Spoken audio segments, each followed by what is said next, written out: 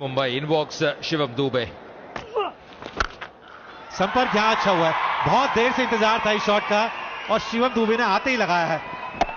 कमाल के खिलाड़ी हैं और शुरुआत इनको अच्छी मिल गई है। ये उठाकर मारा है ऑन साइड में शिवम दुबे ने मिड विकेट के ऊपर से 6 रन। इतना जोर से भी क्या मारना, क्योंकि 6 रन तो होते हैं बाउंड्री लाइन के, बहुत दूर मारने से तो कोई 12 रन मिलते नहीं, इतनी दूर गई है। इलाके में जैसे ही उठाकर मारा है ऑफ साइड में सीधा 6 रन, उसी के साथ 100 रन भी पूरे। Lovely shot, cracking shot. No need to run for that. Exquisite timing from the blade of Shivam Dube. इस बार शॉट डाला था और ऑफ स्टंप के बाहर भी डाला था, लेकिन इनको फर्क नहीं पड़ता। जब शिवम दुबे अपनी लय में हो, इनको रोक पाना बहुत मुश्किल है। फिर जोर से बैट घुमाया है और चौका मिलेगा बिल्कुल सीधे बल्ले से। पहले छोटा डाला था ऑफ स्टंप के बाहर, वहां छक्का लगा था।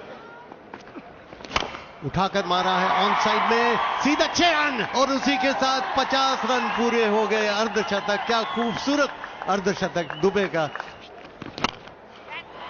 लो जी आ गया है, हम बड़े हिट की बात कर रहे थे, वो आ गया है। दूसरा छक्का आ गया जिस ओवर से शिवम दुबे। और फिर से उठाकर मारने की कोशिश और फिर से गेंद लॉन्ग ऑफ के ऊपर से तीसरा छक्का इस ओवर में। ये ओवर जिसकी तलाश कर रहे थे बड़े ओवर की, वो मिल गया है उन्हें। नहीं जी, यहां पे भी बढ़िया गेंदबाजी करी है, कमाल की गेंदबाजी करी है गौर ने। आखिरी ओवर में मात्र 6 ही रन आए।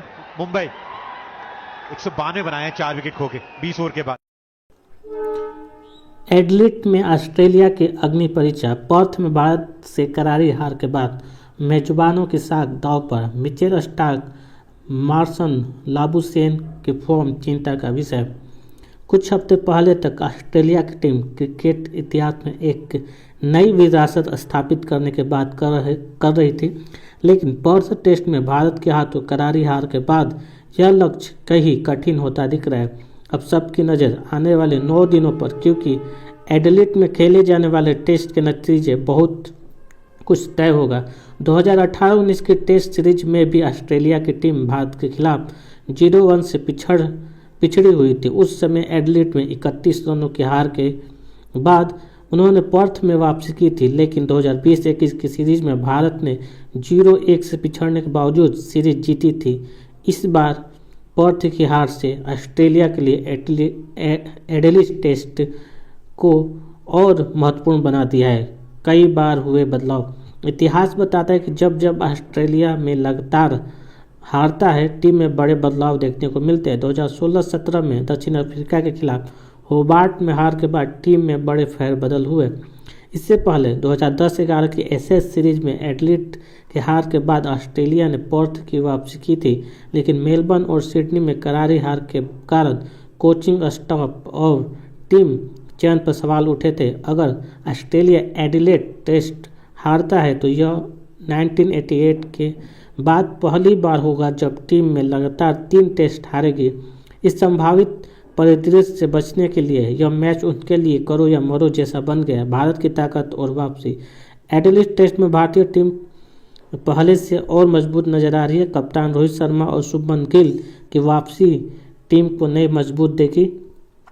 वाशिंगटन सुंदर ने पर्थ में शानदार प्रदर्शन किया, पर लग रहा है कि रविंद्र अश्विन और रविंद्र जडेजा में से किसी एक को शामिल करने से गेंदबाजी आक्रमण और मजबूत होगा। गुलाबी गेंद में ऑस्ट्रेलिया का रिकॉर्ड शानदार रहा है, खासकर एडिलेड में, पर यह भी सच है कि पर्थ का ऑप्टस स्टेडियम उनके लिए अमेघ किला था, जिसे भारत ने तोड़ दिया।